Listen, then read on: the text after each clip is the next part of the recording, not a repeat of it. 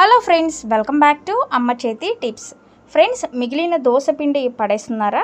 అయితే దోసపిండి పడేయకుండా, అది కూడా పులిసిన దోసపిండి పడేయకుండా తయారు చేసుకునే రెసిపీ వీడియో చూడండి.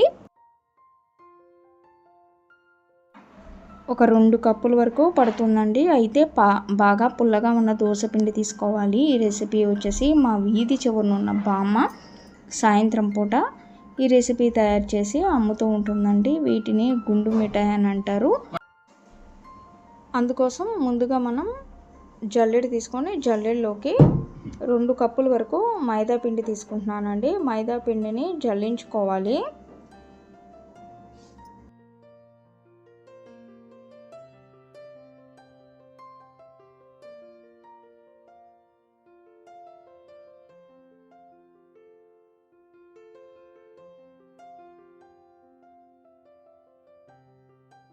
ఈ విధంగా మైదా పిండిని జల్లించుకున్న తర్వాత ఇందులోకి చిటికెడు ఉప్పు వేసుకోండి.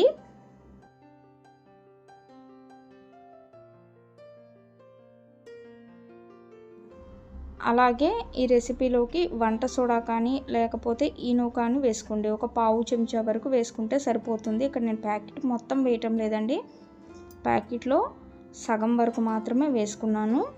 అలాగే food colour, orange food colour ఉంటుంది కదా, ఆ ఫుడ్ కలర్ని కొంచెం వాటర్లో కలుపుకొని ఆ ఫుడ్ కలర్ నీళ్ళు కూడా వేసుకోండి. ఇక్కడ ఫుడ్ కలర్ వేయటం ఇష్టం లేదు అనుకుంటే స్కిప్ చేసుకోవచ్చండి. ఇప్పుడు ఇందులోకి దోసపిండి ఉంది కదా, దోసపిండి వేసుకోవాలి. దోసపిండి ఎంతైతే పడుతుందో అంత చూసుకుంటూ వేసుకోండి. మైదా పిండి మొత్తం చపాతీ పిండి మాదిరిగా కలిపేసుకోవాలి మెత్తగా. అది కూడా నీళ్లు వేయకుండా కేవలం దోసపిండి కాంబినేషన్తో కలుపుకోవాలండి. అప్పుడే మనకి గుండు మిఠాయి అనేది రుచిగా ఉంటుంది. ఈ దోసపిండి వేయటం ద్వారా మనం దోసపిండి అనేది మినప్పప్పు బియ్యంతో తయారు చేసుకుంటాం కాబట్టి జిలేబీలు తింటున్నట్లు చాలా రుచిగా ఉంటాయండి గుండు మిఠాయి అనేది. ఈ విధంగా పిండి మొత్తాన్ని మెత్తగా కలిపేసుకొని 15 నిమిషాల పాటు పక్కన పెట్టేసుకోండి. ఈ లోపల ఇక్కడ మనం పాకం అనేది రెడీ చేసుకుందాము. అయితే ఈ పాకం వచ్చేసి కూడా తీగ పాకానికి కొంచెం దగ్గరగా ఉండేటట్లు పట్టుకుంటే చాలు, మరి తీగ పాకం కూడా అవసరం లేదు. నేను తీసుకున్న మైదా పిండికి దోశ పిండికి వచ్చేసి ఇక్కడ నేను 1.25 కప్పు వరకు పంచదార తీసుకున్నాను. అంటే ఏ కప్పుతో అయితే మైదా పిండి తీసుకున్నానో అదే కప్పుతో 1.25 కప్పు పంచదార తీసుకొని ఈ పంచదారలోకి 2 కప్పుల వరకు నీళ్లు పోసుకున్నానండి.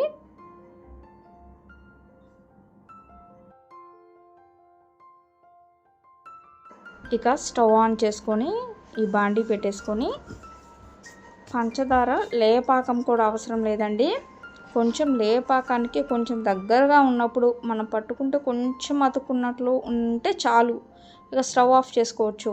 ఈ పాకంలో కూడా ఇక్కడ నేను ఫుడ్ కలర్ వేసుకుంటున్నాను, ఆరెంజ్ ఫుడ్ కలర్ వేసుకుంటున్నానండి.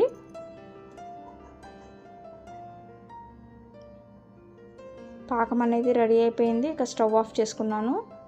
అలాగే పక్కన పెట్టేసుకున్న మైదా పిండి అలాగే దోశ పిండి ముద్దని ఒకసారి మళ్ళీ కలిపేసుకొని కొంచెం కొంచెంగా పిండి తీసుకొని బండ పైన రోల్ చేసుకోవాలి.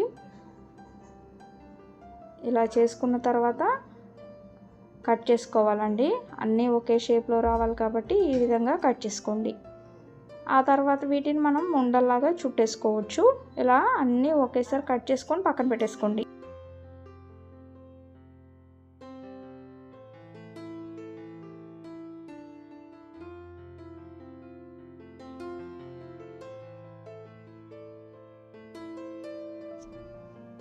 ఇలా కట్ చేసుకున్న తర్వాత ఉండల్లాగా చుట్టేసుకోవాలి.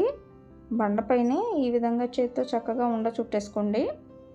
ఇప్పుడు వీటిని బాండీలోకి నూనె తీసుకొని నూనెలో వేసుకొని వేయించుకోవాలి. ఒకేసారి హై ఫ్లేమ్ పెట్టేస్తే మీకు లోపల అనేది వేగదు పిండి, కాబట్టి జాగ్రత్తగా వేయించుకోండి.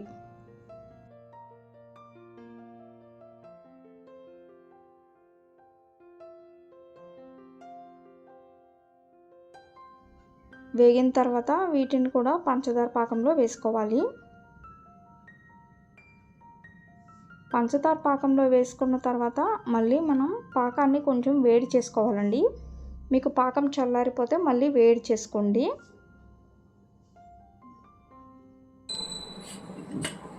వేడెక్కిన తర్వాత ఒక 15 నిమిషాల పాటు పాకంలో ఉంచేసుకొని తీసుకుంటే చాలు గుండు మిఠాయి రెడీ.